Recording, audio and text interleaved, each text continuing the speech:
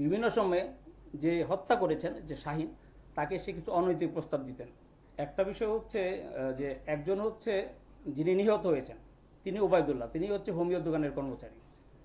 আর যিনি হত্যাকাণ্ড সংগঠিত করেছেন তিনি কিন্তু হিরাজিল হোটেলের কর্মচারী।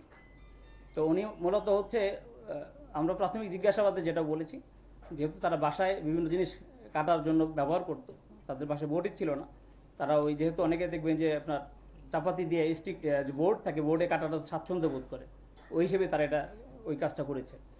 আর আরেকটা বিষয় যেটা বলেছেন হত্যাকাণ্ডের পিছনে যা কী কী এভিডেন্স আমাদের কাছে আছে, এক নম্বর এভিডেন্স হচ্ছে যে যে এক নম্বর বিষয় হচ্ছে যে সে যে যে জায়গাগুলোতে আমরা তথ্য পেয়েছি, ঠিক সেই জায়গাগুলো থেকে আমরা সেই অংশগুলো আমরা পেয়েছি।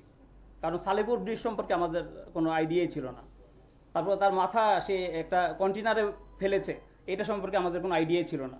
এবং সেই কন্টেনার থেকে আমরা যদি মাথাটা না পেতাম তাহলে কখনোই আমাদের জন্য এটা ডিফিকাল্ট হতো বিশ্বাস করা যে সে এই হত্যাকাণ্ডের সাথে জড়িত, অথবা সে একাই এই হত্যাকাণ্ড সংঘটিত করেছে। আরেকটি বিষয় যে আপনাদের মনে হতে পারে এই বিষয়টা খুবই সিলি ম্যাটার, এর সাথে আরও একটা বিষয় জড়িত আছে, সেটা হচ্ছে যে নিহত হয়েছেন এই যে ওবায়দুল্লাহ, তার স্বভাব চরিত্রে কিছু প্রবলেম ছিল। এটা আমি আসলে বলতে চাচ্ছিলাম মানে নিহত ব্যক্তি নিয়ে, কারণ পরবর্তীতে এটা নিয়ে কিছুটা প্রশ্ন আপনাদের মাঝে আসতে পারে।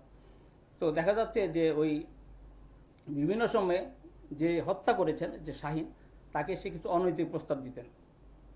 তো এই অনৈতিক প্রস্তাবটা যেহেতু তার বাড়ি হবিগঞ্জে, ধর্মীয় দৃষ্টিকোণ থেকে ওই অঞ্চলের লোকগুলা দেখবেন কিছুটা ধর্মবিরোধী থাকে, এবং এক পর্যায়ে এই নিয়ে তাদের মধ্যে একটু বিতণ্ডাও ছিল, কিছু ক্রোধও তার মধ্যে ছিল। এবং যখনই রাতের বেলা ঘুমাইলে মাঝে মাঝে তার রুমে গেলে সে তাকে রুম থেকে বের করে দিত, তখন সে দরজা আটকে মাঝে মাঝে ঘুমাইত। মারার প্ল্যানটা আগে নিয়েছে সেটা এখনই বলা যাচ্ছে না, এটা তদন্তে হয়তো আরও আমরা বিষয় জানতে পারবো। আপনারা জানেন যে আমরা বিষয়টা জানতে পেরেছি 28 তারিখ, অর্থাৎ গতকাল সকালবেলা। তারপর থেকে আমরা অভিযানগুলো অব্যাহত রেখেছি, একাধিক টিম নিয়ে কাজ করছি, তাকেও আমরা জিজ্ঞাসাবাদ করছি। আরও জিজ্ঞাসাবাদের প্রয়োজন আছে এবং আমাদের আরও তথ্য প্রমাণ সংগ্রহের দরকার আছে। বিভিন্ন জায়গায় এই শরীরে এতগুলো খণ্ডিত অংশ